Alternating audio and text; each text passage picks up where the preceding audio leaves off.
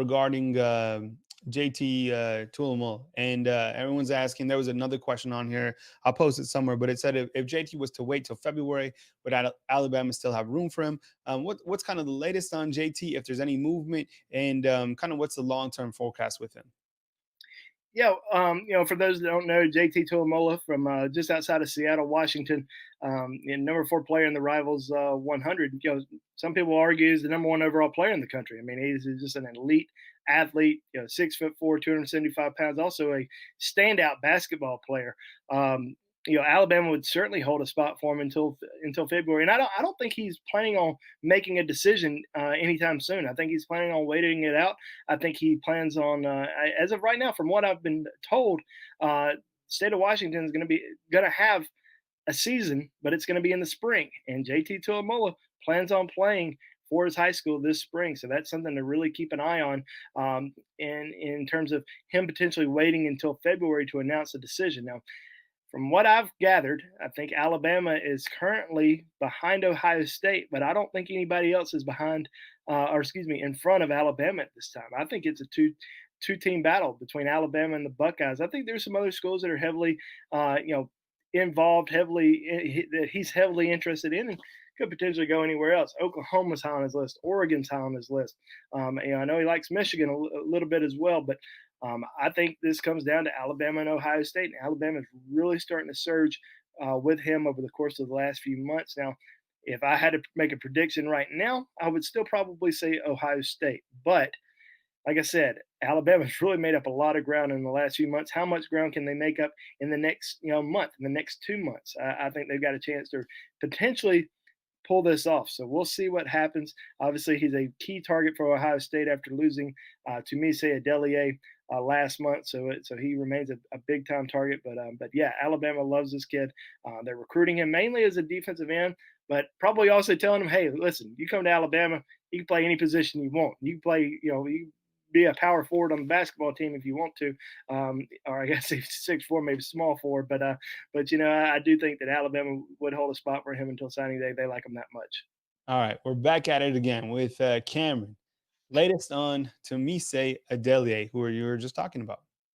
Yeah, with Tunmise Adeleye, this is a guy that last summer I'd have bet all the money in the world on Alabama getting his commitment. I mean, just from talking to him after his visit to Tuscaloosa, and I actually think my prediction, is still there from last summer. It's still set on Alabama, so I hadn't changed it yet. So luckily, he decommitted from Ohio State, so I got a fighting chance to improve my prediction percentage. But yeah, I think Alabama's got a really good shot with him. He's pretty quiet.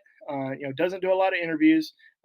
Keeps to himself, but he's certainly somebody that Alabama wants and has had a relationship for a very long time. I know many people, when he decommitted from Ohio State, a lot of people thought it was because of Florida, that he was very interested in Florida. Now, he's got a good relationship with the Florida coaches and likes Florida a lot, but Alabama also had I think they had a major role in that as well, and they've been heavily recruiting him ever since. His good friend, former teammate Jalen Milrose, committed to Alabama, leader of the class, quarterback, is going to be recruiting him every single day to Alabama. I think Alabama's got a great chance to land him. Now, will he commit soon? Will he commit on signing day? He tweeted a few weeks ago he was probably going to wait until signing day to make a decision, but then said, starting to really think about, his decision moving forward. So, would not surprise me if he committed sometime soon, but you never know. He may wait until signing day, but I definitely think that Alabama is at least in his top two. Maybe even number one. I don't know, but I think Alabama's got a great chance to land his commitment. Hey, you don't have to wait every Tuesday to get the recruiting scoop from Andrew Bone. You can go to BamaInsider.com and definitely sign up for a free 30-day trial and get all the information from Andrew Bone every single day. And of course, we got tons of team news and team nuggets that you can't get anywhere else back at BamaInsider.com. And you go to sign up. The promo code is simply Roll Tide at checkout. You can email me at Kyle@BamaInsider.com. I think when we look at this class overall, I mean, the windows are obviously closing, and we have more recruiting information on class of 2022 guys, which is obviously interesting as we continue to turn that page. But there's still some key targets left on board. And Cameron's asking, who is a top priority target that's left on board? Maybe name a couple. I mean, you've talked about several of them now, but maybe we're forgetting a couple guys that we haven't quite asked you yet. Yeah, I mean, like I've been saying, I mean, you look at the offensive side of the ball, and clearly Brian Thomas, at the wide receiver position.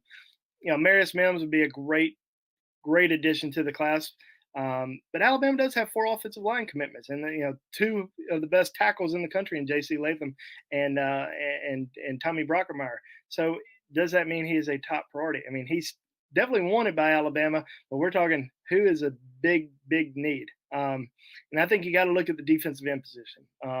With only one defensive end currently committed in Monkel Goodwine, you got to get a couple more defensive ends on board. And I think that's been a big priority for Alabama from day one. And that's why we see so many defensive ends that are out there that still have Alabama in their top, 4, top 5. And Alabama's got a chance to, land just about any one of them.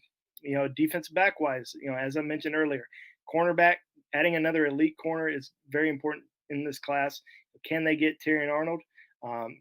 Potentially pull off Kool-Aid. Jordan Gilbert's still out there. Sage Ryan, a guy that Alabama coaches have compared to Xavier McKinney. He's an LSU. He's a Louisiana guy, but a lot of connections to LSU. So many people think he's probably going to end up at LSU. So the DBs that I feel like most likely, I wouldn't say most likely, but Alabama's got the best chance with probably right now are Terrion Arnold and Jordan Gilbert, with Kool-Aid looking like probably going to end up going elsewhere.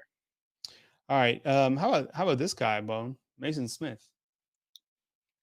Well, yeah, Mason Smith, 5-star defensive lineman out of Louisiana, and what we've seen out of him the last couple of weeks is he's visited Georgia, visited LSU, and he grew up an Alabama fan, but as of right now, I do think it's probably more of an LSU Georgia recruiting battle. Can Alabama get him back on campus? He's got a great relationship with defensive line coach Freddie Roach. Pete Golding's been recruiting him for the last couple of years, so he's got a great relationship with him. But Alabama does have 3 interior defensive line commitments. Took Tim Keenan, last week, added a commitment from Damon Payne here recently, and also Anquin Barnes a few months back. So Mason Smith is definitely a guy that they really want. He would be a take all day long. And, in my opinion, they're probably going to be finished at the defensive tackle position if they don't get Mason Smith. And we'll see what happens with him in the upcoming months. But as of right now, I do think it's an LSU Georgia recruiting battle.